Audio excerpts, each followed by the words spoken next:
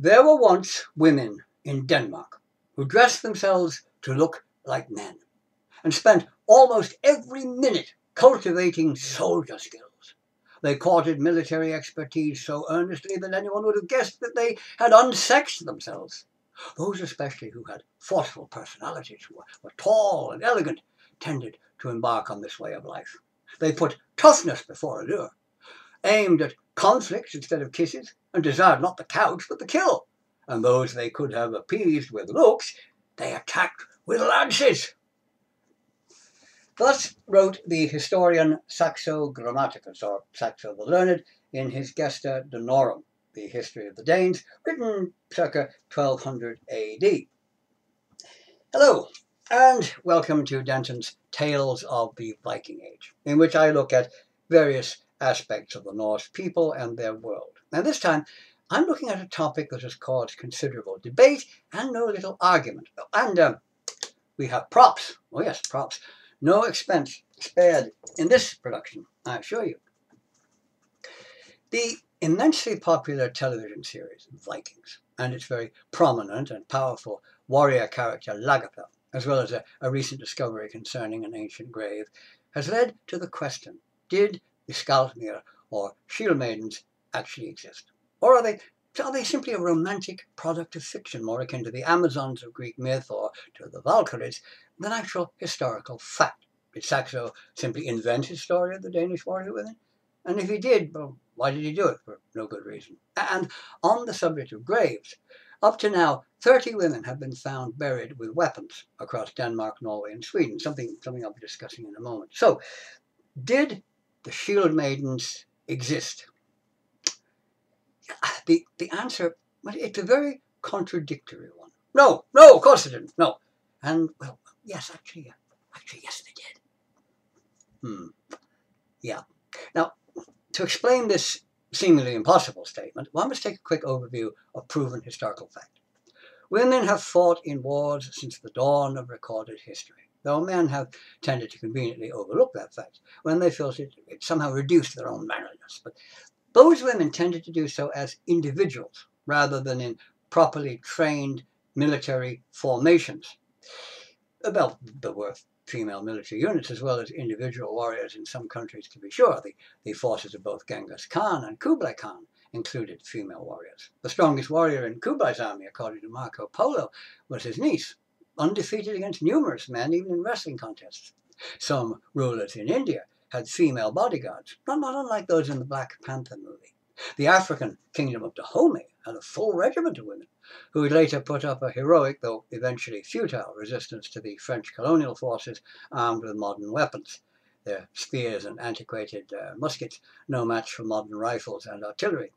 And there were even female samurai in Japan. In fact, one of the greatest samurai warriors was actually a woman, famed for her strength and courage, who became the principal warrior to a great warlord. Her name was Tomoe Gozen. The Prophet Muhammad was guarded in battle by a female warrior, and Saxo confirms, of course, that some women in Denmark formed themselves into genuine military groups. There were female warriors among the Celts of Ireland. So plenty of women did fight in ancient times. But unlike Saxo's Danish women or the regiment of Dahomey, most women who went to war did so singly or in small groups, and usually in response to a developing need of some kind.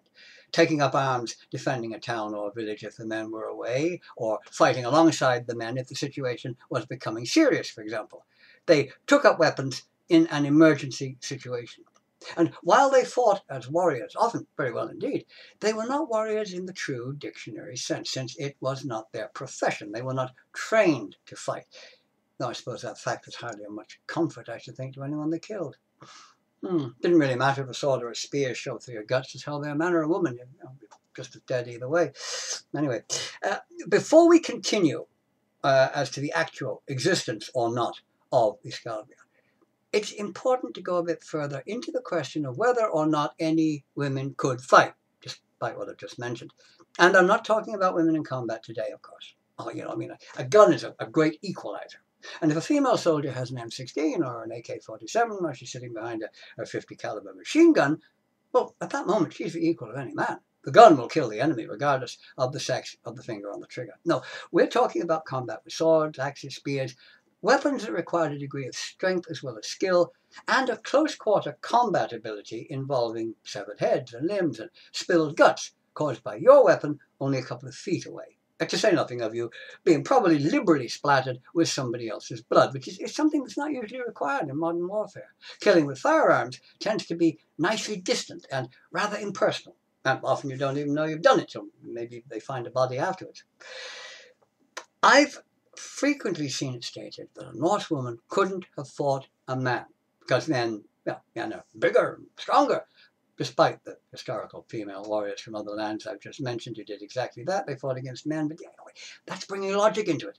No, we wouldn't want to get bogged down with logic. No. But it's said that a woman would have stood no chance against a Viking warrior with his superior strength, his size, his muscles, all that put behind his axe or his sword. That she would have been cut down instantly. That can be summed up in one word. Horseshit. Skill, speed, knowledge, and ability can beat sheer size and muscle strength, as is demonstrated in many forms of martial arts, where women, or small men for that matter, can bring down a man much larger and stronger than themselves because they have the skill and the technique to do it, often using the larger person's size and strength against them, as in the case of judo and jiu-jitsu, for example. The same applies to armed combat. Of course a woman wouldn't last long if she just stood there and traded blow for blow, letting a man smash at her shield with an axe. I hit you, you hit me, I hit harder, you hit harder. No, nor would a man last very long if he did the same thing. But you don't just trade blows, absorbing mighty strikes with your shield. You hit me and I hit you sort of thing. No, that's not really the way you use a shield.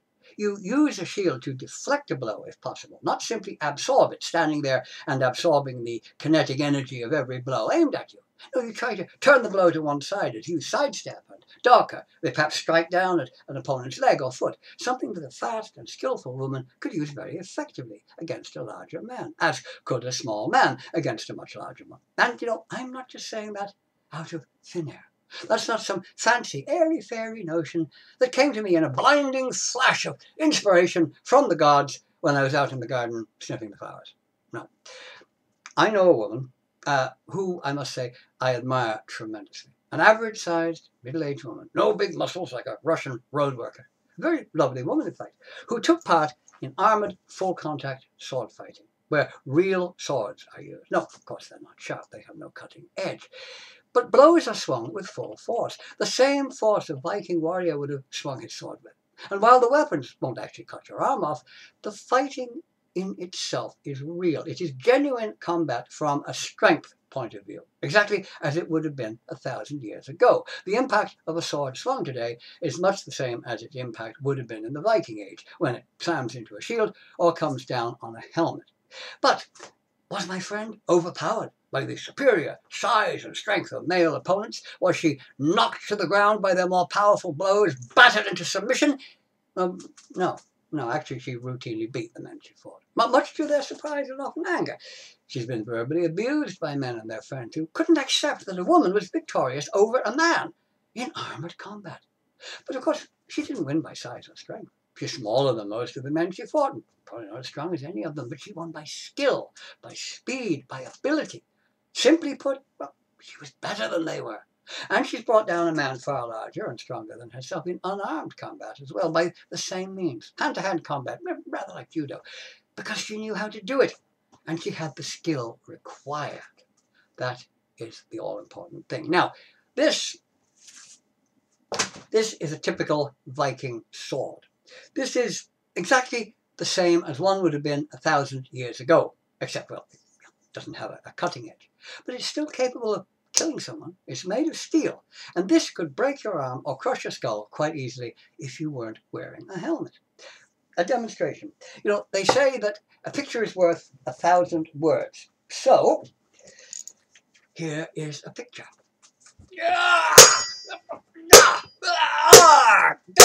Die! Yes. Now, as you can see, hopefully, moving that around there, the sword has dented a steel helmet. And if you were wearing that helmet, well, I assure you, you would know all about it. Come to think of it, your head would probably still be going, nah. If you weren't wearing the helmet, well, you would either be in hospital with very severe brain injuries, or you'd be dead. Now, if the size and strength of a man, big, strong person, would automatically give him victory over a woman, small, not strong person, 1,000 years ago, holding one of these, then so too would it today. A man, still big, strong person, easily beating down a woman, still small, not strong person, during reenactment combat, holding one of these. Remember, this, to all intents and purposes, is the same weapon that a man had 1,000 years ago. It's just as heavy, and it's often swung with just as much force. No woman would ever win such a contest were it decided by size and strength alone. The powerful blows of the man against the woman's shield or armour, driving her to the ground, battering her down. Yet, my friend, the average-sized woman, we're not talking 6'3" Brienne of Tarth here, could don thick, padded protective clothing, and over it heavy plate armour. Something that a Norsewoman wouldn't have been weighed down with, since armour of that type wasn't used in the Viking Age, and already weighed down with that clothing and armour, and a big helmet, something along the lines of this one, far larger and heavier than any Viking helmet would have been, and many Vikings, of course, didn't even wear helmets. My friend could take a heavy sword and still manage to beat a big, strong man, who, according to the critics, has this massive advantage over her. The man she could not beat because he is bigger and stronger, and she could not beat him, yet she did. Now, how did that happen? That needs a bit of thought, doesn't it? But there's more. I recently saw a combat between a man and a woman at a Viking reenactment event. He armed with a sword and shield, and she with a Dane axe. Now, the Dane axe was the largest and heaviest weapon of the Viking Age. A pretty formidable axe head, mounted on a 4-foot-long shaft. A weapon requiring strength as well as ability to use it, and one I'm sure many people would think totally unsuited for a woman. How was a woman going to do it? But that woman gave a superb demonstration of the use of the Dane axe, showing indeed how a single Viking warrior was so famously able to hold back the entire Anglo-Saxon army all by himself on the narrow Stamford Bridge in 1066. She swung the axe with apparent ease, spinning it around over her head and slamming it down against the man's shield, time and time again, with considerable force, actually knocking pieces of wood off the shield, and swinging it rapidly horizontally to keep him at a distance. So there was a woman who we are told couldn't fight a man because she wasn't strong enough, he's bigger, yada, yada, yada, swinging the heavy Dane axe like it was a twig, slamming it into a shield with a resounding thud that splintered bits of wood off it, and bouncing around lightly on her feet, easily avoiding his attacks. Yes, a staged fight for spectators, obviously, but you can't pretend to swing something like a Dane axe. Either you can swing it or you can't. You can't fake a powerful strike that splinters wood if in reality you can hardly lift it, or jump around athletically with it if you have trouble even getting it off the ground. Either you can or you can't use it. She could and did. It's just like you cannot fake picking up a heavy barbell. Either you can lift whatever poundage that barbell is, or it stays on the ground. And incidentally, I've also seen a couple of women fighting each other with axes and doing a pretty good job of it. Let's just say I wouldn't have liked either one of them to actually hit me. Now, these examples of themselves establish that a skilled Norsewoman could have fought against a man and won. There's no debate about it. Whether or not it actually happened, it was possible. If a woman today can do it, then so too could a woman 1,000 years ago. Remember also that a Norse woman would have been far more aggressive and inclined to use violence than most women today. It was a violent time, after all. And another point to bear in mind is that many Norse women would have hunted with a bow. So in time of need, a woman could have acted as an archer and been equally deadly as any man. Arrow doesn't really care who shoots it, sticks in you just the same. I saw some very well-made reenactment videos from the Ribe Viking Center in Denmark. Well worth checking out on YouTube. They're superbly costumed. But in one of them, they had a battle between two rival groups, with the men lined up facing each other in shield walls, and women standing close in behind them, with spears held out between the men, like over their shoulders. And I thought, yes, that's very good. There's one way women could, and I'm sure frequently did, as a way of backing up the men in battle. Whether they didn't even require helmets or armour. And even if they didn't have combat spears easy to handle, there are various things they could have picked up that would have been lying around. Fish spears, hay forks, or even pointed sticks, for example, that would do the job. So, while individual Norse women certainly would have joined in battles if the need arose of it, they were simply caught up in it and they had no choice, rank after rank of Shieldmaidens, all carrying the same shield, marching off to war, banging drums and blowing horns with banners flapping merrily in the breeze, is highly unlikely. The considerable numbers shown in every large battle in Vikings is really wildly exaggerated. A woman here or there on occasions, almost certainly, but not in every battle. But that's not to say it never occurred. There was a battle where no less than 300 Shieldmaidens took part. That's a lot of Shieldmaidens. That was the Battle of Bravara, or as it was in Old Norse, or Bravara in modern Swedish, which took place between King Sigurd of Sweden and the Goths of Västergotland, or West Gotland, and King Harald Wartooth of Denmark, with the 300 Shieldmaidens and the Goths of Östergotland, or East Gotland, in the year 750 AD on the central plain of Östergotland. This battle is mentioned in the Hervara saga, among others, and there is a description of it from Saxo Grammaticus once again in his Gesta Danorum. He writes, "Now, out of the town, under the captains Hetha and Visna, with Hakon Cutcheek, came to me the sailmaker. On these captains, who had the bodies of women, nature bestowed the souls of men. Vibjorg was also inspired with the same spirit, and was attended by Bo Bramison and Brat the Jute, thirsting for war." Strong stuff. Excuse me. A woman named Hedborg is also mentioned. Vibjorg was credited with killing the champion Swedish warrior Soti before being killed herself, and Visna of the Slavs, as she was known, was said to have had her arm cut off while carrying the Danish banner. And there seems no reason for Saxo to have invented any of that. But historians have been divided over the years as to whether the battle was real or symbolic. Some saying, well, it's totally fictional. Others that it was a genuine historic event. Many claiming that historical records of it can't be verified, though I would think Saxo would count quite well in that regard. I mean, why would he invent it, or embellish the tale of some impossible legend recounted in the sagas as if it actually occurred if he knew full well it didn't and couldn't? You know, it seems pretty likely that there was a battle, though the numbers who took part in it seem to have been exaggerated for effect. And I think the general opinion these days is that the accounts are somewhat fictionalized or romanticized versions of a genuine event, rather like a Hollywood true story movie. But you know, it doesn't really matter. It doesn't matter either way, genuine battle or romantic fiction, since the story of Bravara, real or not, and Saxo's account of female warriors, raises an interesting question, as do the sagas. Concept. The concept of 300 female warriors going into battle, or any women doing so for that matter, and especially the male champion being killed by one of those women. Why would something be mentioned that couldn't exist? Women taking up arms are mentioned many times in the sagas, and Saxo goes into considerable detail on the subject, which seems odd if they never actually did that. Of course, the Norse sagas are dismissed as little more than fairy tales. Anything contained in them of no more historical value than the writings of the Brothers Grimm or Hans Christian Andersen. And if you believe what's in them, well, you probably also believe in Middle-earth and Hogwarts School for Wizards. But you see, that overlooks a very important point. While those things in the sagas dealing with gods, magic swords, dragons and such may be seen as largely mythological in nature, things related to everyday life and customs are not.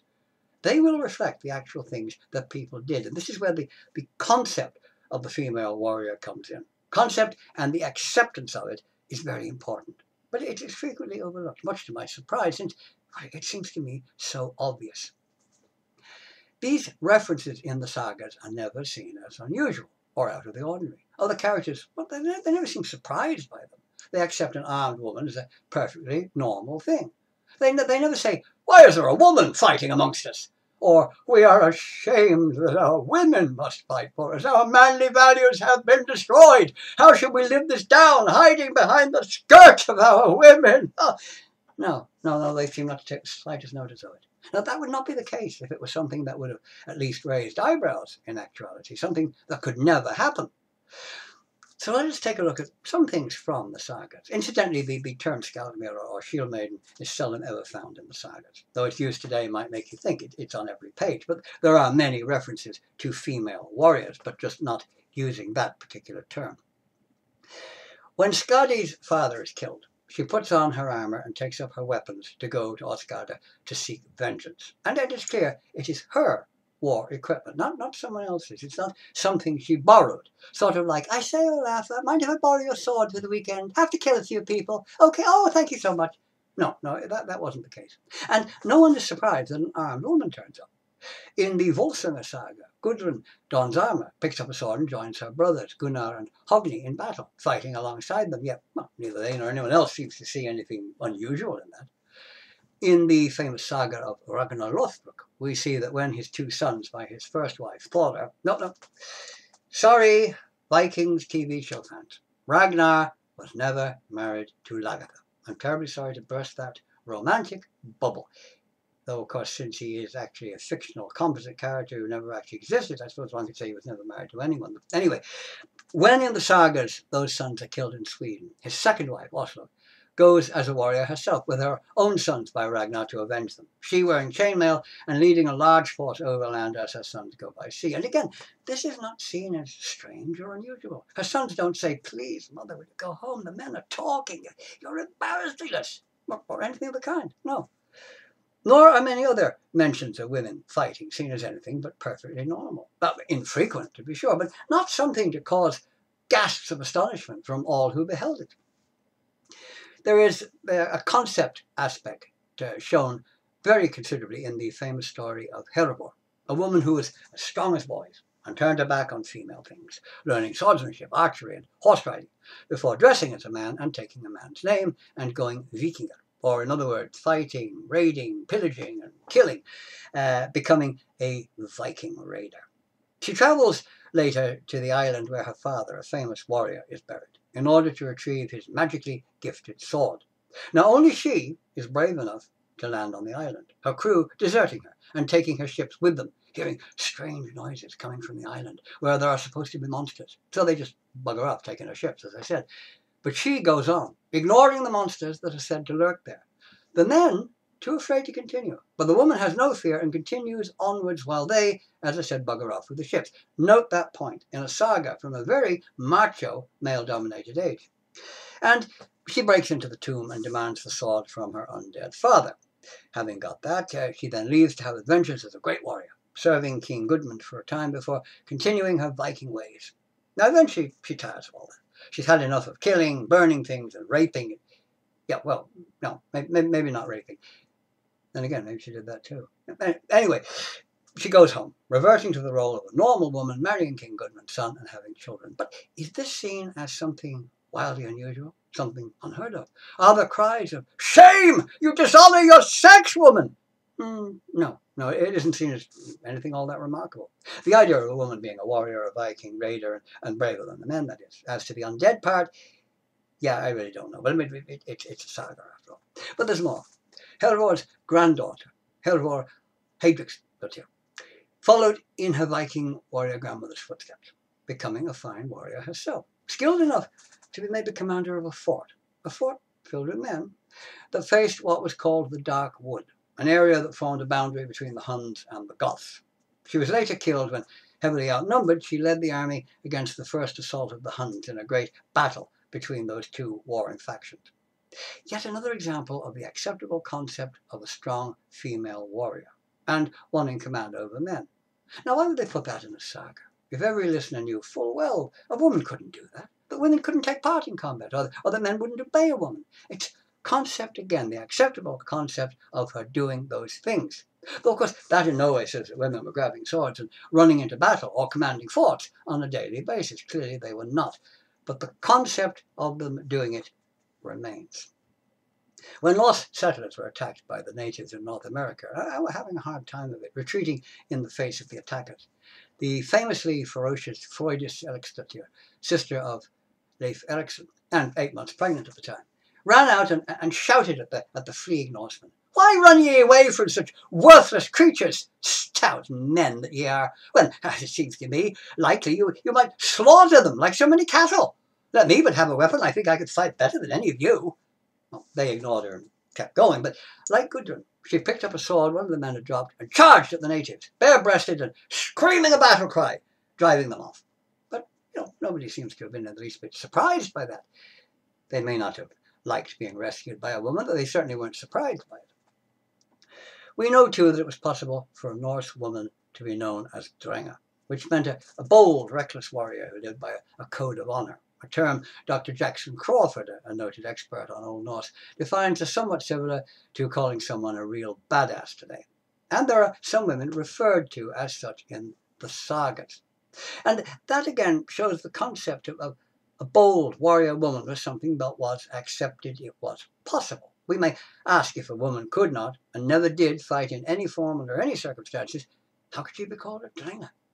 The fact that the term could be used for a woman speaks volumes in itself. Now, I saw a comment by one expert. Oh, I love experts.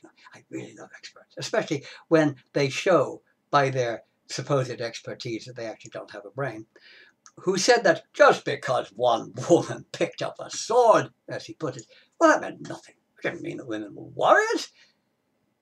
Quite apart from the fact he clearly failed to notice that rather a large number of women were said to have done that, it raises a very interesting point regarding women and weapons, whether any of them were warriors or not. How did those women know how to use the sword after they picked it up? Think about that. Sword fighting isn't like using a gun.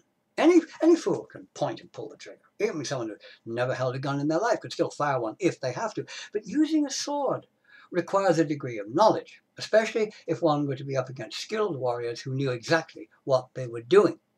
Does this not imply that Norse women must have had some training in the use of weapons, even though there's no actual record of that? Without some knowledge of weapons, and at least a degree of training, any woman just grabbing a sword and running willy-nilly into battle with it would have been killed in a matter of seconds.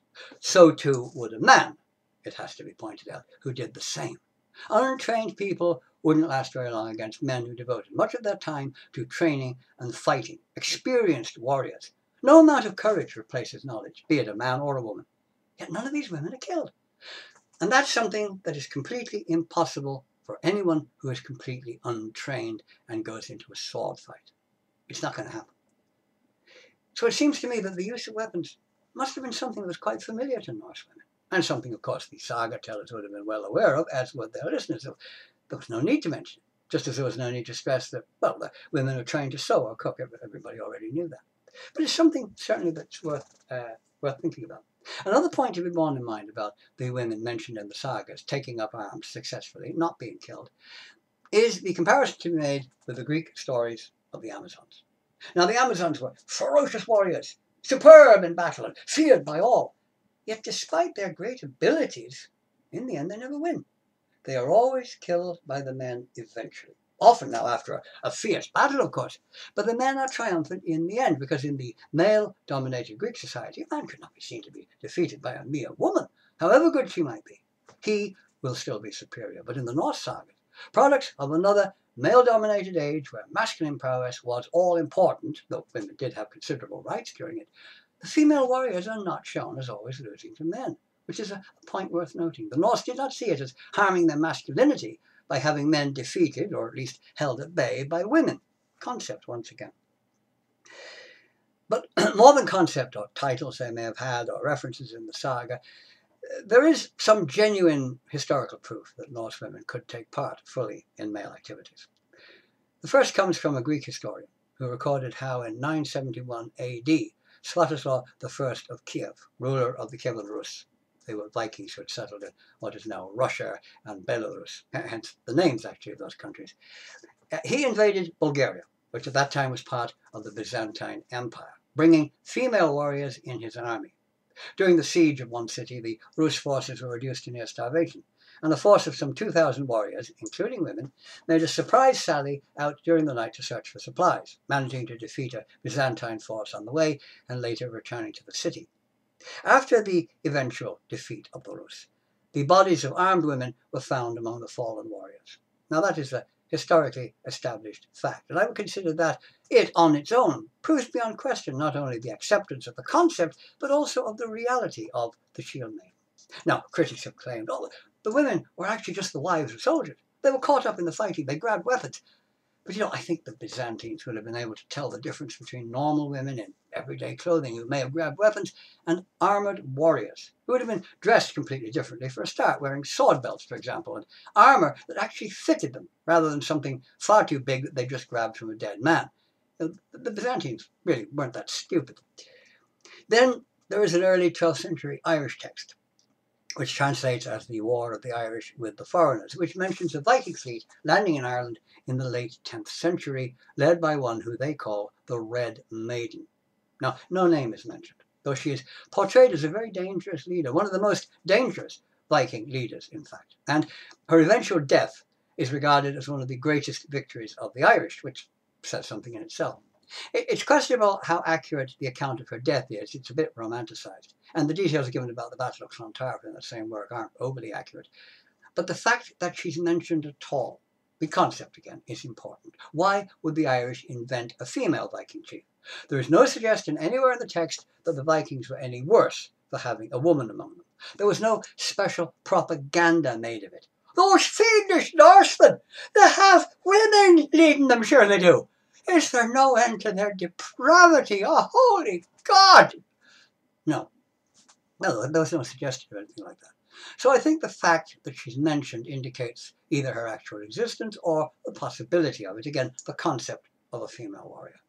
As I say, she isn't named in the Irish annals, but given her nickname, it has been suggested that she may have been a Norwegian woman named Rusa, daughter of the king of Telemark, who gathered a Viking fleet after her father was overthrown by the Danish king Omund, attacking Danish shipping in revenge. She went on to raid the Danish coast as well as the British Isles and Ireland, gaining a fearsome reputation as a bloodthirsty individual who took no prisoners, gaining herself the name the Red Woman in the process, and nothing to do with the Red Woman in Game of Thrones. Being captured by her was definitely a severe health risk. Is she the Red Maiden of Ireland? Well, Rusa was killed in Scandinavia, as described by our old friend Saxo Grammaticus once again. The Red Maiden was said to have died in Ireland. There could be one and the same, I suppose, both tales based on the same person. But given Saxo's account of her death in Scandinavia, it seems more likely that the Red Maiden of Ireland wasn't Rusa. Had she died in Ireland, I'm sure Saxo would have said that rather than what he did say. Why change the location? Mind you, if it was a Hollywood true story, that's exactly probably what he would do, and add a few new characters anyway. Oh well. And then there is Aud the Deep Thinker, who sailed to Iceland with her own ship and crew, as well as prisoners captured during raids on the British Isles. A remarkable and historically proven woman who became a leading political and social figure in Iceland's early history. Remembered today, in fact, as one of the great early Icelanders. No, she was not a warrior. No, she never fought anybody. But she was still the captain of her own ship, a fact that didn't seem to surprise or upset anybody else, and no one objected to taking orders from her. Another interesting thing to consider is the fact that women carrying shields and wearing animal heads are depicted taking part in a procession on the Osberg tapestry, dating from circa 834 AD. And one would have to ask, why shields? Does that not seem to suggest a combative role, that these women were shield maidens, either in the actual sense or symbolically so? And if it's the latter, that would once again raise the questions of the acceptance of the concept. The tapestry seems to suggest a female association with combat, even if it's no more than that. After all, it's the women who are carrying the shields. Now, to turn from the sagas and early historical accounts to direct archaeological evidence. Norse women buried with weapons of various kinds was not uncommon. And as I said at the beginning, there have been 30 graves to date found containing women buried with weapons. And what a person was buried with, rather than the body itself, was always taken as the clue to their profession or status. So, 30 armed women found in graves. Well, that's it then. The Shieldmaidens existed. Yeah, no. It's not quite as simple as that, I'm afraid. Not every weapon was used for combat. And some of them could be used both for combat and domestic purposes, which kind of complicates matters somewhat. A bow or a spear could have been used by a hunter, and many women would have done so. And an axe could well have been used, and of course was, for woodworking and various household activities, though both could also be used for war. Those things did not of themselves prove anything one way or the other. A woman could have hunted with the bow or the spear. Or she could have used them in combat. A woman buried with a bow could have been a fearsome archer on the battlefield, or just a housewife who hunted food for her family. But there's no way to tell. There's a grave in Scandinavia, for example, of a woman buried with a large axe, pretty much her only possession, it seems, which, due to the size of the axe, was seen by many as a possible Viking warrior grave. Actually, analysis of the bones showed her to be a Slav, though clearly she had some connection with the people she was buried among. The Norse and the Slavs were neighbours and fought together on occasions, as is evidenced by Visna of the Slavs, who I've already mentioned. But while a large axe like hers could well have been a combat weapon, she could have been a warrior, it is also just as possible that the woman was, well, a woodworker, perhaps even helped her carpenter husband, and she just happened to have a large axe. She liked large axes. Without other evidence, the axe of itself isn't proof either way. And there's the thing about axes as evidence. Some axes were primarily intended for combat. The bearded axe, for example, which had a long curved projection at the bottom of the blade, which was used to hook an enemy's shield and pull it down while perhaps another warrior attacked them. But even the presence of that type of axe would not of itself conclusively say that the person was a warrior, male or female, since it could have been simply, well, an axe that belonged to a family member, and the person in the grave had never been a warrior themselves and only ever used the thing to chop firewood because they just happened to have it. A woman, for example, who was a widow, with no son perhaps to give her husband's weapon to, it was just hanging on the wall and ended up being buried with her because she used it herself to chop wood. And a normal type of axe that would be intended primarily for everyday domestic purposes in a grave does not of itself say it was never used in combat. Could have been, especially by one who wasn't a warrior as such, but just went off on a raid from time to time and took whatever axe they happened to have with them. So, I mean, only a professional warrior, such as the household troops who served a king or a jarl, or someone who did a lot of raiding, who would have lived by raiding, would have had a specialist war axe. And of course, pretty much any axe a man or woman would have had to hand would have quite easily bashed her head in, very effectively actually. But graves that contained a number of what were clearly military rather than domestic weapons, not just one item that could have been used either way, now they're quite another matter. There were two excellent examples of this type of grave, known about for over a century, though they were almost totally overlooked, which seems very strange, since both seem to indicate women, each one of whom might well have been a real-life shield maiden, buried with military rather than domestic weapons. The first is a grave from Onvoll in Norway, in which a woman about 20 years old was found buried with the full equipment of a Viking warrior: sword, axe, 2 spears, arrowheads, and a shield. The second grave was found in Solør, also in Norway, in 1900. Containing a thin, small woman about 18-20 years old and slightly over 5 feet tall, which is probably pretty much average height for that time, buried with a 2-edged sword, an axe, a spear, 5 arrowheads, and a horse, the latter indicating someone of importance as well as tools. Now, both these graves clearly are military in nature, and whatever the actual status of the two women was, the manner of their burial set them apart from all other female graves, in that they were buried the same as men, with weapons that had no other purpose other than combat. Yeah, nobody went hunting with a sword and shield. But strangely enough, those graves were ignored, despite their obvious significance with regard to the stories of the Shieldmaidens. And it wasn't until 2014 that a similar grave was thrust into public attention, a grave that was actually very little different, though the circumstances of its discovery, or I suppose I should say rediscovery, were very different. It caught popular imagination, and it raised no end of debate where the previous two had not. Frankly, I'm at a loss to understand that, since there was no sexual controversy about them, which wasn't the case with the third grave. Now, Viking graves had always been sexed by what the person had been buried with. So if they had weapons or tools, well, they were a man. If they had household items like cooking pots and jewellery, well, they were a woman. Simple, seemingly accurate, but very flawed when used as the sole means of establishing sex, as we shall see, since it allowed for no possible exceptions, nothing that diverted from the accepted norm. Okay, this person had cooking pots and utensils that a woman would have. Therefore, it was a woman.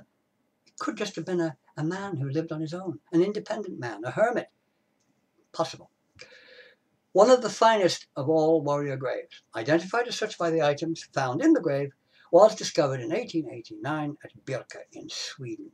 It was in fact the classic Viking warrior grave, containing a man buried with a sword, axe, 2 spears, a large battle knife, a bow, and 25 arrows, 2 shields, as well as 2 horses and a pair of stirrups. No similarity with the 2 previous graves. Though there was no doubt he was a warrior. Only a warrior would have a sword and shield. Unlikely and actually highly dangerous things to go hunting, say, a wild boar with. Not at least if you wanted to be alive afterwards and eating the boar rather than the boar eating you. The arrows were the armor-piercing type. They were unsuited to hunting. Arrows clearly intended for combat. The knife was suited more for combat than domestic use, a very large one. And the 2 horses indicated someone of position and importance. And even though there were 2 horses, there was only 1 set of stirrups. Added to that was a set of gaming pieces the man had been holding in his lap for a chess-like game, which was also used to plan strategy. Oh, he must have been a military leader of some kind. Oh, a man. Oh, no question about it. Proof positive. Had all the stuff. Had to be a man. But in 2014, bioarchaeologist Anna Kjellström of Stockholm University presented an astonishing argument. She thought there was something a bit odd about the bones. She examined them a little more closely. And she said they were those of a woman. Shock, horror, impossible. Weapons proved her to be a man. Oh, but, if indeed it was a woman, everyone said. Well, they weren't very careful back in the 1880s. They probably mixed up some of the bones. Or, there was more than one person in the grave. That's what it was. There was more than one person there. Though, of course, they couldn't explain where that other person had gone to. Since if one body was fully intact and well preserved, then anyone else in the grave would be too. Or why there was no room in the grave for anyone else anyway, with the weapons clearly arranged closely around the one body. Now, clearly, there had been only one occupant. And 1 set of stirrups, even though there are 2 horses, also was another little clue there, perhaps. So in 2017, the bones were examined again, taking 2 types of DNA, which showed that all the bones came from one body and none had a Y chromosome. It was a woman, no doubt. Approximately 30 to 40 years old, buried with a formidable array of combat weapons, the time-honored method of proving that a person was a warrior. Weapons, warrior. That's it. But did that end the matter, as it should have?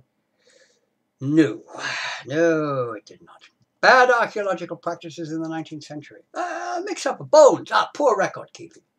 Despite a very careful and detailed drawing of the grave at the time of its discovery, all these things were trotted out. There was even the laughable suggestion, and I really did laugh when I read it, that the woman's husband had been a great warrior, and the weapons, presumably his, were buried with her as a tribute to him. Yeah, now, that made as much sense as suggesting that had she been a famous dressmaker, they would have buried him with a sewing kit. No, they wouldn't. Yeah, it was just so completely laughable. Another one said that, perhaps her husband had died somewhere else. That's it, yeah. And his weapons were thus buried with her. Yeah, all right. So why did he go off somewhere without taking his weapons? He might not have taken all of them if he wasn't going to war or raiding, but he would have taken his sword and his knife. And the sword and knife would have been buried with him if his body couldn't be brought back. No man, especially a warrior, would have gone off somewhere without his sword. And that's something that is actually mentioned in the Poetic Edda, where it is stated that no man should go anywhere unarmed. Yet apparently this guy went off unarmed, didn't take any of his stuff, so they chucked it in his life. Yeah. Others said that, just the presence of weapons, that didn't mean anything at all. They were not evidence of her status. They were just in the grave.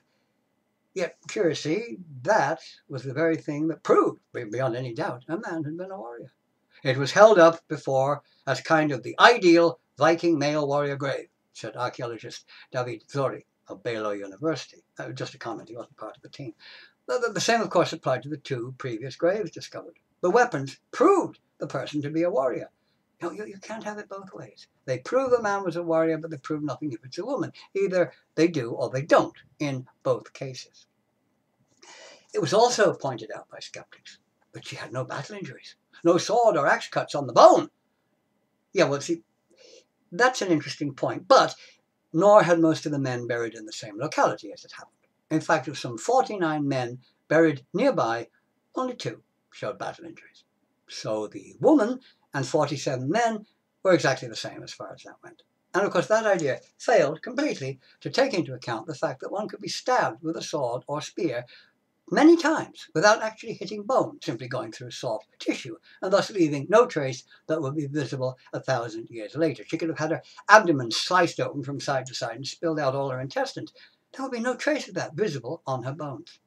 Even murder victims today who were stabbed or shot, discovered after the soft tissues have rotted away, often show no injuries whatsoever, a bullet or a blade having failed to strike bone. And pathologists often cannot give a cause of death for that reason. The person is dead, obviously, because, well, there's a skeleton, but they have no idea how. And often how the person was killed is only discovered if the suspect is apprehended and confesses as to how they did it.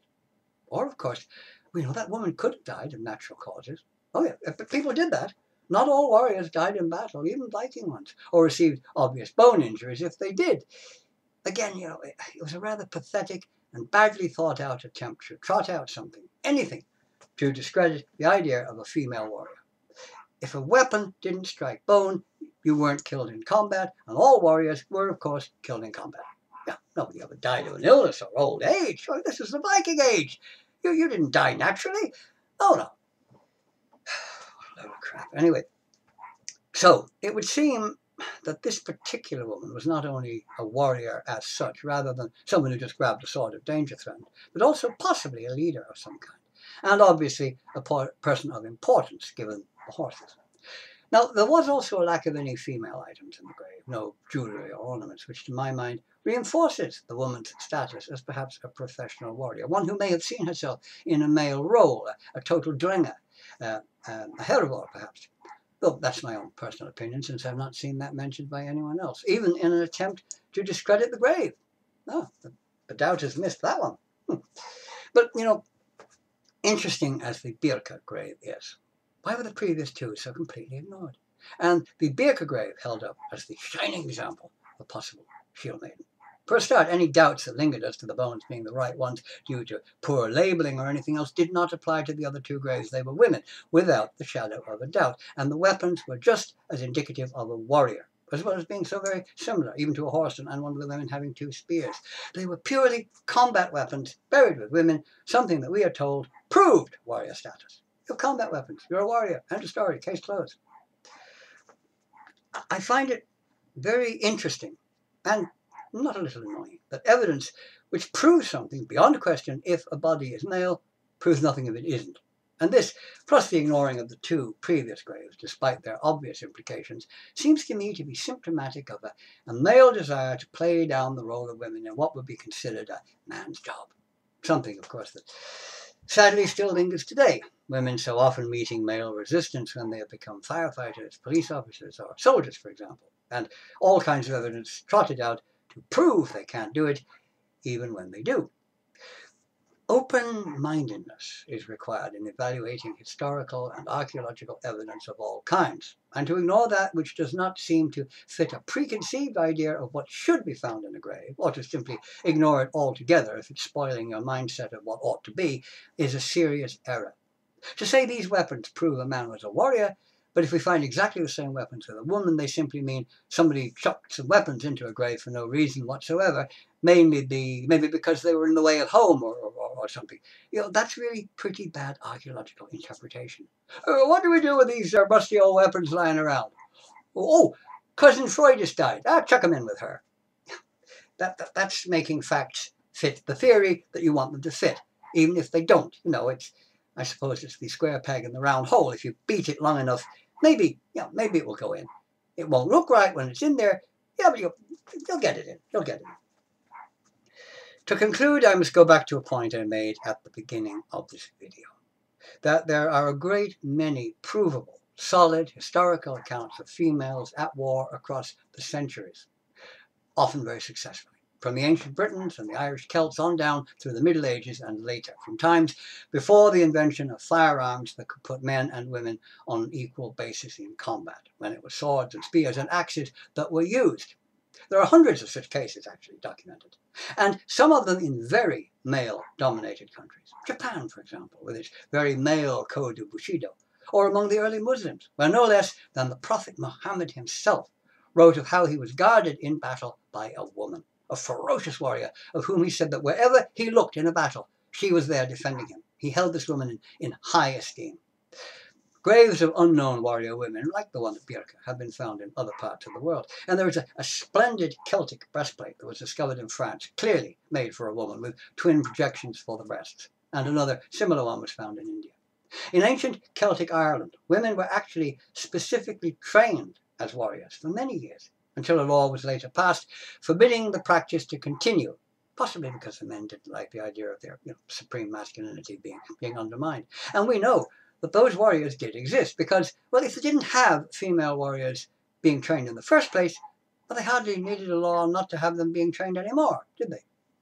Now, none of that proves that Norse women fought, of course, but added to the concept illustrated by the sagas and the writings of Saxo, plus the fact that female warriors were accepted in countries just as male-dominated, some even far more so than was the case in Scandinavia, which was actually quite liberal, that is worth consideration. And however macho and convinced of his male superiority a man might be, were he backed into a corner and outnumbered by other warriors, facing death only moments away, I doubt very much if he'd been overly upset if a woman had joined him and helped him fight off his attackers, however much he might try to downplay it afterwards when he was draining a horn of mead and telling his friends all about it. So, while there were not dozens of shield maidens in every shield wall, in every battle, as we see on Vikings, we can say with almost complete certainty that there were Norse women on the battlefield on occasions. And at least one of them, possibly three in fact, if we count all the graves, may have been a true Lagertha. And if that is so, well, I hope that those unknown women feast with the other warriors in Valhall. Or perhaps Freya took them instead to Suthrumnir, her own hall of heroes in Asgard. I hope you've found something interesting in this video. There will be more. So until then, I shall say farewell. Bye till next time.